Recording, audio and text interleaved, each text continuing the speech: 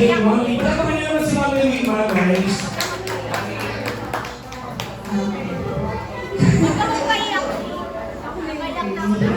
Happy birthday! Ako, Andy. Alam mo yan, lagi tayong may communication sa staff. Kung ano yung sitwasyon mo. Dito lang si Bim. Continue, sir. Sabi nga sa salita ng Diyos, Happy 47, verse 4 and 5. Sa Kristo na namin ang kaligayahan, yung nakatipayan sa buhay, nandun.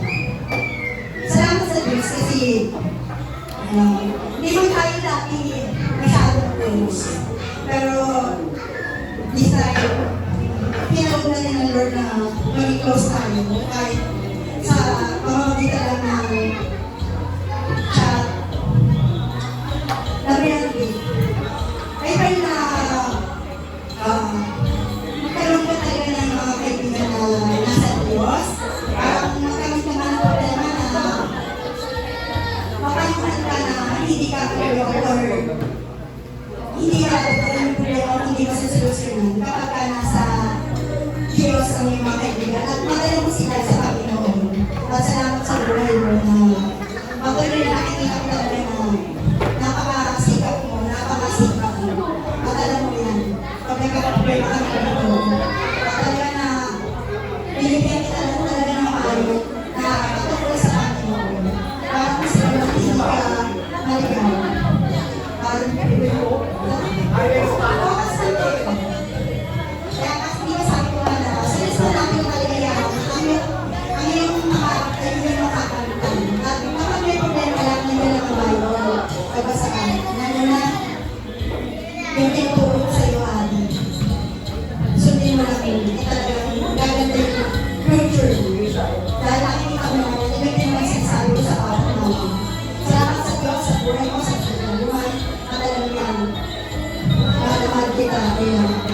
Amen. Wala pa kami naman si Mami yung ha? Ay, makikita mo na tayo ngayon. Okay. Balik sa natin si Mami Charisma. Palapangan dyan. Ang sexy. Okay.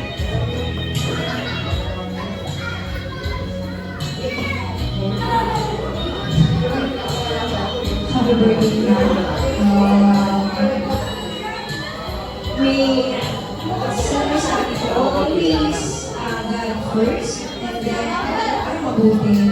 Hindi naman para sa mabuti, pero hindi naman para sa ito.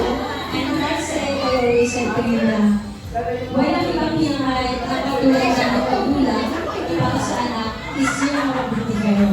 So, happy birthday na. Tita's always here. And behalf of Tita Kristen yan. So, alam mo na yung pag kayong ganda muna pag anak na ako. Palapangan mo natin si Tita Charisma. Okay. Last but not the least, ang kanyang tita na ang tita po ay nagtahimik. Yan. Sexy. Hindi ka ba tinatawag, hindi ikaw yun. Ang tita yung laging galit. Okay. Ang titang laging nakasilaw. Ang tita niya palo. Chance lang po ko papakagin na yun kasi sa ito. Hindi ko ba tinatawag? Hindi ko ba ako yung ako? Isa tayo mag-feeling live. Okay? So, palapang mo natin ladies and gentlemen ng iyong tita.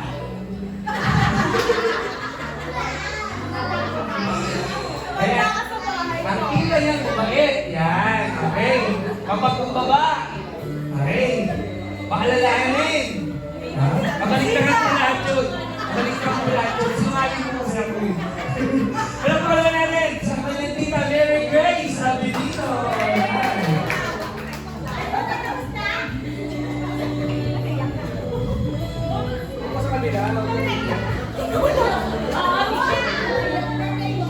Ginawa mo pa siya siya.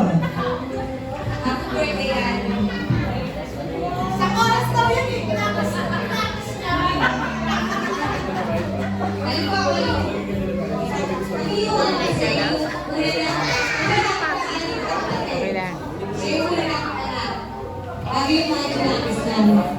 Happy birthday. Alam mo naman, lagi nagtitita ko sa profile. Ay, naiyak ko! Alam mo, gusto ko sabihin sa akin, ayaw ko sabihin sa lahat. Alam mo naman kung nararamdaman niya. Sa akin tumingin, sa akin tumingin. Ang mamaya, pag-isa sila na kumukanta. Bakit gusto sa akin si ate dahil sa akin? Dahil problema niya sa mama niya, sa papa niya. Bakit yung sinasabi mo yan? Nandito na lagi kita mabait na yung delegate. Sinaservo lang ka. Tandaan mo ba naman kita mo dahil ako dito para sa iyo. Pautang lang! Foundation! Dito yung pakain ng ulo. Bakit hindi sa ulo? Okay, mga pala natin si Tita Grace. Ayan, picture. Picture.